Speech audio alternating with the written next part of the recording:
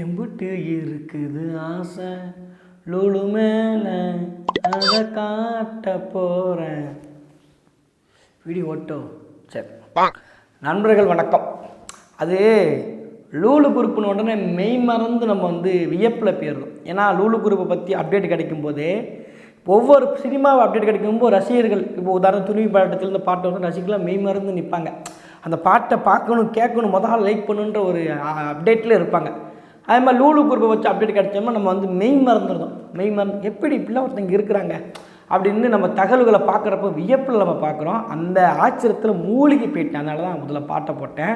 சரி, இன்றைக்கி நம்ம எதை பற்றி பார்க்க போகிறோம் பார்த்திங்கன்னா, லூலு குரூப்பை சார்ந்த ஒருத்தங்க அப்படின்னு நான் சொல்லலைங்க, இங்கே ஃப்ரான்ஸ் தமிழ் சொல்லியிருக்கிறாங்க. அவங்க சொன்ன அடிப்படையில் இன்றைக்கி ஒருத்தங்களை பற்றி நம்ம பார்க்க போகிறோம்.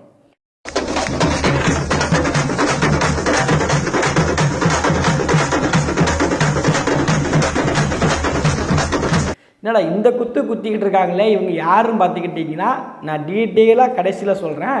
இப்போ என்ன நடந்துச்சுன்னு பார்த்தீங்கன்னா, கோயம்புத்தூர் ஒரு சம்பவங்க. கோயம்புத்தூரில் கடந்த செப்டம்பர் மாதம் 21 ஒரு இளைஞர் ஒருத்தர் இறந்து போகிறார். 30 வயசு கொண்ட இளைஞர். கோயம்புத்தூர் சூலூர் பக்கத்தில் இருக்கக்கூடிய தென்னம்பாளையன்ற ஒரு ஊர். அவருடைய அப்பா யாருன்னு பார்த்தீங்கன்னா முத்துக்குமார், அம்மா பேர் ஈஸ்வரி. இவங்களுக்கு மூத்த பையன் தான் சிவா என்கின்ற எம்பிஏ படித்த ஒரு பட்டதாரி. எப்படி சாதாரண பட்டதாரி கிடையாது, எம்பிஏ படித்த பட்டதாரி. இவருக்கு ஒரு தங்கச்சி வேறு உண்டு. தங்கச்சியை கல்யாணம் பண்ணி கொடுத்து அவங்களுக்கு ஒரு பையன் கூட இருக்கிறாங்க. அடுத்து இப்போ கன்சீவாக இருக்கிறாங்க. அவங்க பார்க்கறதுக்கு கொடுப்பனம் இல்லாமல் இப்போ அவர் இறந்து போய் இருக்கிறார். இப்போ இந்த எம்பிஏ முடித்த நம்ம சிவா அவர்களுக்கு சிவா ரத்தினசீலன் அவர்களுடைய முழு பேர் இவர் செப்டம்பர் மாதம் 21 இறந்து போகிறாப்புல. இவருக்கு பொண்ணு பார்க்குறாங்க. வீட்டில் பொண்ணு பார்க்குறாங்க. ஆனால் இவருக்கு ஒரு பெரிய மைனஸ்ன்னு பார்த்துக்கிட்டிங்கன்னா 25,000 சம்பளங்கிறாங்க. இதெல்லாம் மைனஸ் பார்த்துக்கோங்க. 25,000 சம்பளம் பக்கத்தாட அவங்களுக்குலாம் பொண்ணு கொடுக்க மாட்டிங்களா? பொண்ணு கிடைக்காம அலைஞ்சிக்க. அது மூலமாக ஆளுக்கு கொஞ்சம் அந்த அண்ணன் பார்த்துக்கிட்டிங்கன்னா தலையில் கொஞ்சம் முடி கம்மியாக இருக்கிறதுனால அவருக்கு பொண்ணு வர கிடைக்காமலே போயிருக்கு. சம்பளம் ஒரு பக்கத்தில் கம்மி, இந்த பக்கத்தில் அவருடைய உடலில் முடி இல்லாமல் இருக்கிறனால மிகப்பெரிய அளவில் பொண்ணு கிடைக்காம தள்ளி போய்கிட்டே இருக்குது.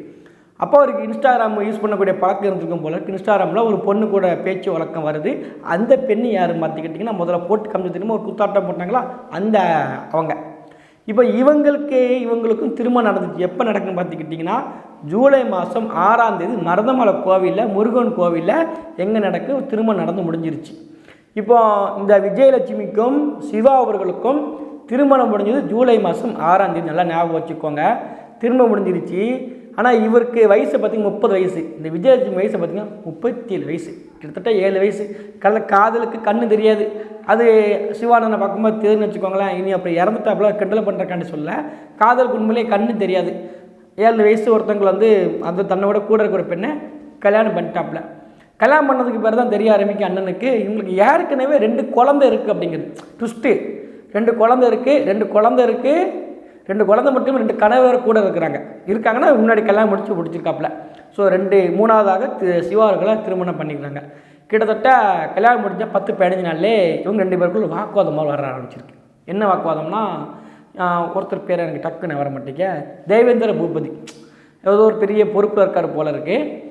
அவர் கூட சேட் பண்ணுற மணிக்கே இவருக்கு செய்தி தெரிய ஆரம்பிச்சிருக்கு. இன்ஸ்டாகிராமில் இந்த கவிதைகள் எழுதுறது, ட்விட்டரில் கவிதைகள் எழுதுறது ரொம்ப அங்கீகாரப்படுத்தப்பட்ட யாருன்னு பார்த்தீங்கன்னா தேவேந்திர பூபதியால் இந்த வெளிச்சம் கிடைக்கணும், புகழ் வெளிச்சம் கிடைக்கும்ல நியூஸ் பேப்பரில், அப்புறம் செய்தித்தாள்களில் வருது. அப்புறம் இந்த விகடன் பேப்பர், இந்த மாதிரி சின்ன பேப்பர்கள்லாம் வருங்களா. இந்த மாதிரி ஒரு அறிமுகம் கிடைக்கிறதுக்கு தேவேந்திர பூபதி உதவி இருக்காரு. நான் சொன்னால் நம்ப மாட்டீங்க, சிவா அவர்களே சொல்லியிருக்காரு, கேட்டுக்கோங்க. தேவேந்திர பூபதி தான் விஜய்க்கு சில புக்குகள் பிரிண்ட் ஆனதுக்கு காரணம். எல்லாமே நம்ம ஆதாரத்தோடய நம்ம நிரூபிச்சிருவோம். இப்போ இவங்க இந்த உதவி பண்ணியிருக்கிறாங்க. இது மட்டும் தொடர்பு கிடையாது. அண்ணன் லைட்டாக சரி ஃபோன் கொஞ்சம் தான் பார்த்துக்கும், இன்னும் கொஞ்சம் டீப்பாக நோண்டி பார்ப்போம். அப்படி டீப்பாக நோண்டி பார்க்கும்போது இன்னொரு பக்கத்தில் யார் பார்த்திங்கன்னா முன்னாள் அமைச்சர் எஸ்பி வேலுமணியுடைய சொந்தக்காரங்கிட்டே இவங்க பேசியிருக்காங்க. நான் சொல்லலை, வீடியோ கேளுங்க. வேலுமணியினுடைய ரிலேட்டிவ்ஸ் சொன்னா பார்த்தீங்களா, அவங்க ஹஸ்பண்ட் அண்ட் ஒய்ஃபாக தான் சேட் பண்ணிக்கிட்டு இருந்தாங்க. அவங்கக்கிட்டையும் பேசியிருக்காங்க. சரி ரைட்டு, இதோட போயிடும் அப்படின்னு பார்த்து அண்ணன் சும்மா அடக்க மாட்டேங்க. நான் எல்லாருக்கும் உள்ள ஒரு இதுதான், என்னடா ஏதோ சந்தேகமாக இருக்குன்னு சொல்லிட்டு இன்னும் கொஞ்சம் ஃபோன் நோண்ட ஆரம்பிச்சிருக்காங்க. பிரச்சனை கொஞ்சம் வெடிக்க ஆரம்பிச்சது வீட்டை விட்டு வெளியே அனுப்பிட்டார். எனக்கு எப்போ ஜூலை 6 கல்யாணம் முடியுது. நல்லா பார்த்துக்கோங்க, 7வது மாதம் ஜூலை 6 கல்யாணம் முடியுது. வீட்டை விட்டு வெளியே அனுப்பிட்டாங்க. திரும்ப அவங்க மன்னிப்பு கேட்டு மன்னிச்சு இனிமேல் தெரியாமல் பண்ணிட்டேன், இனிமேல் நம்ம பண்ண மாட்டேன்னு சொல்லி மன்னிப்பு கேட்டு வந்துட்டாங்க. சேர்த்துக்கிட்டாப்புல நம்ம சிவா அவர்களுமே. ஆனால் அந்த செல்ஃபோன் நோண்டி பார்க்க போகும்போது தியாகுங்கிற ஒருத்தங்க பேர் வருது. சுபவீர பாண்டியன் யார்? யூடியூப்பரு, ஃபேஸ்புக் ரைட்டரு, ட்விட்டர், தன்னுடைய கருத்துக்கு யாருமே பதில் கருத்து சொல்லக்கூடாதுங்க ஜனநாயகத்தை வளர்க்கக்கூடிய ஒரு சர்வாதிகாரி மீச சுபவீர பாண்டியன், கொளத்தூர் மணி, அப்புறம் வெற்றி செல்வன்கின்ற ஒருத்தர், யாருமே வீரசக்தி கட்சியில் இருந்த ஒருத்தர் இப்போ இல்லை. ஏன் இல்லை? இங்கே இல்லை, கட்சியில் இல்லைன்னு இல்லை, ஊரில் இல்லை, உலகத்தில் இல்லை, முடிச்சிட்டாங்க. அது என்னங்க அப்புறம் டீட்டெயிலாக பார்ப்போம். அவர் இல்லை, அவர் அப்புறம் கார்த்திக்கு, அப்புறம் பாலா. இந்த பாலா கிடையாது, அது யாரோ ஒரு பாலா. ஆடி உங்களுக்கு நீங்கள் கேட்டுட்டு வாங்க. தியாவுக்கும் இவங்க பிரச்சனைக்கு அப்புறம் அவர் வந்து கிட்ட தப்பிக்கணும்னு சொல்லிட்டு கொளத்தூர் மணிலேருந்து சுபவிக்கு அப்புறம் கடைசியாக 2014 2015 வந்து வெற்றி செல்வன் இவ்வளோ லிஸ்ட்டு வந்து பேர் அந்த ஆடியோவில் வந்து வருது. அப்போ இவருக்கு கோவம் வந்து டிப்ரெஸ் ஆகிட்டாப்புல மனுஷன். என்ன என்னுடைய மனைவி இவ்வளோ பேர் கூட இருக்க மணிக்கு ஒரு தகவல் கிடைக்கணுன்ற அவருக்கு டிப்ரெஷன் ஆகி அப்புறம் இவங்க வந்து கொஞ்சம் ரூபா வர டார்ச்சர் பண்ண ஆரம்பிச்சிருக்கிறாங்க. டார்ச்சர் பண்ணோட என்ன பண்ணிட்டாங்க, சரி ரொம்ப இதாக இருக்குன்னு சொல்லிட்டு செப்டம்பர் மாதம் 21 பூச்சி மருந்து குடிச்சு விஷம் குடிச்சு எளிய முறையில் அவரே சொல்கிறாரு சீப் அண்ட் பெஸ்ட்டாக எப்படி சாகிறதுன்னு சொல்லிட்டு எனக்கு வந்து ஒரு ஐடியா கிடச்சிருக்குது.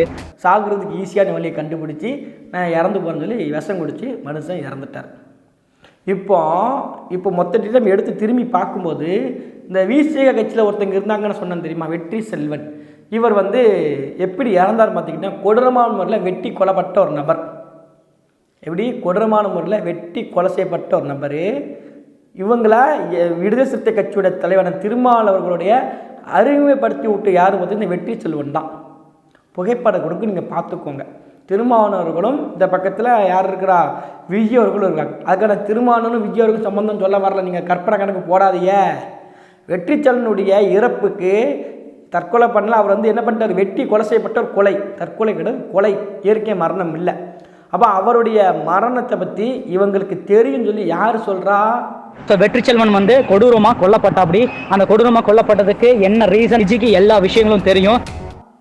3வது கணவர் சொல்கிறார். அப்போ தான் உங்களுக்கு புரியும். ஏன்னா பேரை சொன்னால் உங்களுக்கு டக்குன்னு மறந்துருந்தாலும் 3வது கணவர் இப்போ சமீபத்தில் இறந்த செப்டம்பர் மாதம் 21 இறந்த 3வது கணவர் ரத்னசீலன் வந்து பதிவு பண்ணுறார்.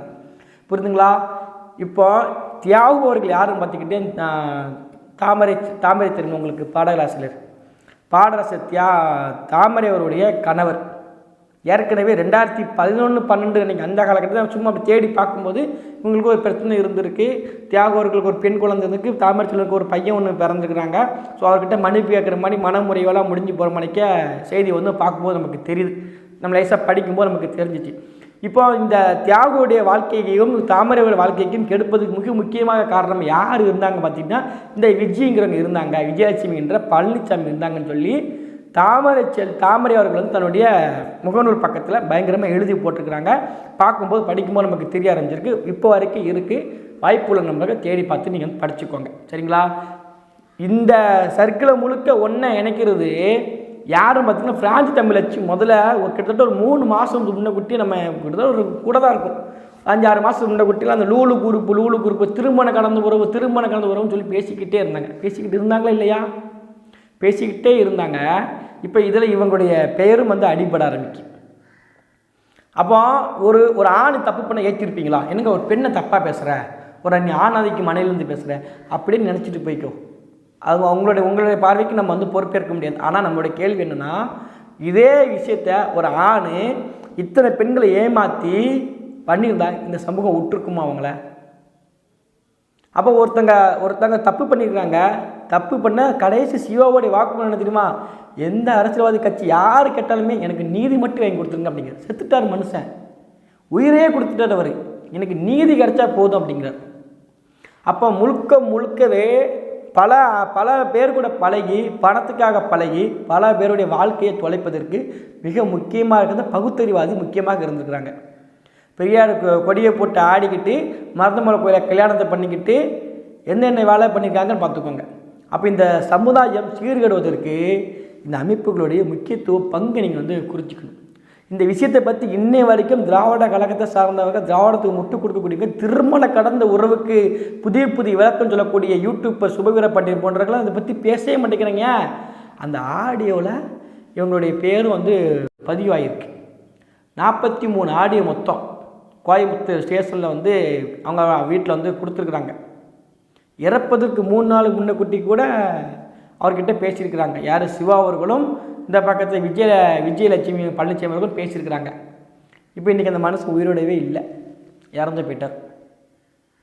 அப்போ ஒரு டாட்டு நல்லா கனெக்ட் பண்ணி பாருங்கள்.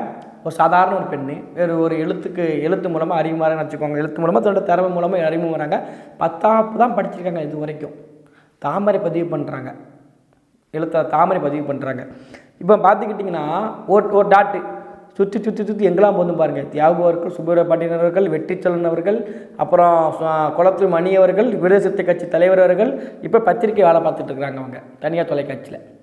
அப்போ இந்த விஷயத்த ஒரு ஆண் பண்ணியிருந்தாங்கன்னு நம்ம எப்படி பொறுத்து போயிருப்போம்? ஒரு பெண் வந்து ஒருத்தங்க தப்பு பண்ணி இந்த மாதிரி விஷயங்கள் செய்யும்போது அவள் ஒரு ஆண் வந்து கேளிக்கை ஆணதிக்கவாதின்னு சமூக கட்டாயமை உருவாக்கி விட்டு அவன் ஒரு பிற்போக்குத்தனமானவன், பொண்டாட்டியை சந்தேகப்படுறான் என்ற மனநிலைக்கு வந்து லூலு குரூப் திருமணம் கடந்த உறவுகள் முழுக்கவே கொண்டு போய் இன்றைக்கி உயிர் பலிப்பே நின்றுச்சு. ஜூலை மாதம் 6ஆம் தேதி நான் திரும்ப மாதத்துக்கு தான் சொல்லிக்கிட்டு இருக்கேன். 7ஆம் மாதம் கல்யாணம் பண்ணார், 9ஆம் மாதம் இறந்து போகிறார். கிட்டத்தட்ட அந்த மனுஷனோட வாழ்க்கை இந்த பொண்ணை கல்யாணம் பண்ணதில் இருந்து கிட்டத்தட்ட ஒரு 40 நாளுக்குள்ளே 2 மாதம் சண்டை வந்திருக்கு, பிரச்சனை ஏற்பட்டிருக்கு, வீட்டை விட்டு வெளியில் போயிருக்கிறாங்க, சூசைட் பண்ணி இறந்துட்டார். 45 நாள் தான் இருக்கும் அதிகபட்சமாக பார்த்தா.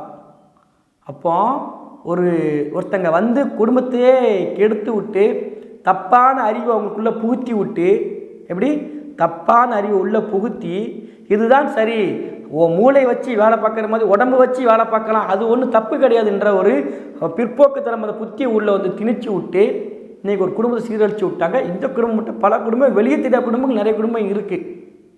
அப்போ இதுக்கு இந்த பகுத்தறிவாதிகள் நீங்கள் கிட்ட நிறைய மூளை இருக்குது, பாப்பான் எதிர்ப்பதற்கான மூளை இருக்குன்னு எங்கிட்ட உடம்பு ஆயுதமாக நாங்கள் பயன்படுத்துவோம் அப்படின்ட்டு பேசி பல பேர் வாழ்க்கையை கெடுப்பதற்கு இந்த குரூப் ரொம்ப முக்கியமாக இருக்குது. லூலு குரூப்பு இன்னும் பல தகவல் வரப்போகுது. எத்தனை குடும்பத்தை கெடுத்துருக்காங்கன்னு தெரியல. பகுத்தறிவு பேசி பெண்ணிய புரட்சிவாதத்தை பேசிக்கிட்டு அதை ஒரு கட்டத்துக்கு எங்கே கொண்டு போகிறாங்க, அவங்க யூஸ் பண்ணிக்கிட்டு இதை பேசுகிறவங்கள வந்து தப்பான முறையில் ஆணதிக்க கொண்டவனாக இருக்கிறான், பெண்கள் சந்தேகப்படுறான் அப்படின்ற மனப்பாவது கொண்டு போய் அவன் பண்ணக்கூடிய தப்புக்கு நம்ம உடந்தையாக இருக்கிறதுக்கு, வழி செய்கிறதுக்கு, நாட்டை சீரழிக்கிறதுக்கு இந்த குரூப்பு வந்து சுற்றிக்கிட்டு இருக்கு. எல்லாரும் சொல்லுவாங்க பெரியார்வாதிகள்னாலே நீங்கள் ஏன் அப்படி தப்பாக நினைக்கிறீங்க, லூலு குரூப் பற்றி பேசுகிறீங்க, பெரியார்வாதி இந்த போட்டோ வச்சு அப்படி தான் இருப்பான் அப்படின்ற மனநிலைக்கு ஏன் நீங்கள் போகிறீங்க அப்படின்ற ஒரு கேள்வி எல்லாருக்குமே கேட்குறாங்க. பொதுவான விதத்தையும் கேட்குறாங்க. நம்ம எல்லாருமே குறை சொல்லலை, பெரியார்வாதிகள் முழுக்க அப்படி தான் இருப்பான்னு சொல்லலை. ஆனால் பெரியார் தேசிய கொடி முழுக்க இந்த விஷயம் சேர்ந்து பண்ணிக்கிட்டு தானே இருக்கிறான்ற கேள்வி நமக்குள்ளே எழ ஆரம்பிக்கலாம். நாங்கள் யாருமே நினைக்கல, தப்பாக நினைக்கல. ஆனால் பெரியாரை பற்றி பேச, பெண் அடிமைத்தனத்தை பற்றி பேச, வழக்கம் கொடுக்குறவங்க முழுக்கவே இந்த விஷயத்தை செய்கிறப்போ இந்த கேள்விங்களுக்கு ஆட்டோமேட்டிக்காகவே அடிப்படை எழுதக்கூடிய கேள்விகளாக இருக்குது. ஏன் இவங்க ஏன் இப்படி இந்த மாதிரி விஷயம் சிக்கிக்கிட்டே இருக்கிறாங்க? அவங்களோட அடிப்படை கேள்வி எனக்கு எழுது, உங்களுக்கு எழுந்துச்சு நீங்கள் மறக்காம கீழே கமெண்ட் செக்ஷன் சொல்லுங்கள். விஜய் அவர்கள் கொடுக்கக்கூடிய தண்டனை இல்லை, அங்கே பெண்ணியவாதி முழு சுதந்திரம் உண்டு, இதெல்லாம் பண்ணிக்கலாம் அப்படின்னு நீங்கள் அவங்களுக்கு சப்போர்ட் பண்ணக்கூடிய முட்டு கொடுக்க யார் இருந்தீங்கன்னா கீழே கொடுங்க. கண்டிப்பாக நான் பார்த்து தெரிஞ்சுக்கிடலாம்களா, பரவாயில்லையா, இந்த கோணத்தில் பார்க்கல. நான் வந்து நமக்கு வந்து ஆர்டிக்கல் நம்ம படித்த படிதில் லேசாக பார்த்ததுலேருந்து நமக்கு என்ன தெரிஞ்சு சிவரத்னத்தை பக்கம் தான் முழுக்க வந்திருக்கு. விஜய் தரப்பு இந்த வரைக்கும் எந்த ஒரு பதிவும் வந்த மாதிரி தெரியலை. ஸோ அப்போ நம்ம இந்த பதிவு மட்டும் தான் பதிவு பண்ணி இவங்க குற்றவாளி, இவர் இறந்ததுக்கு தான் காரணம், செய்தித்தாளை வந்திருக்கு, அதை எடுத்து நம்ம பேசியிருக்கிறோம். அப்போ இதை விளக்கம் கொடுக்க யாரோட பொறுப்பு பார்த்துக்கிட்டிங்கன்னா இவங்க பேர்கள் முழுக்க வந்தது இதுக்கு முக்கியமாக இருந்த விஜயலட்சுமி என்ற பழனிசாமி தான். ஸோ அவங்க தான் இது விளக்கம் கொடுக்கணும். எந்த அளவுக்கு போகுது அப்படிங்கிறத பொறுத்து இருந்து பார்ப்போம். நீங்கள் உங்களுடைய பொன்னான கருத்தை கீழே கமெண்ட் செக்ஷன் சொல்லுங்கள். இந்த லூலு குரூப்பை பற்றிய அப்டேட் கிடைக்கும்னா நம்ம சேனலை மறக்காமல் சப்ஸ்கிரைப் பண்ணிக்கோங்க. நன்றி, வணக்கம்.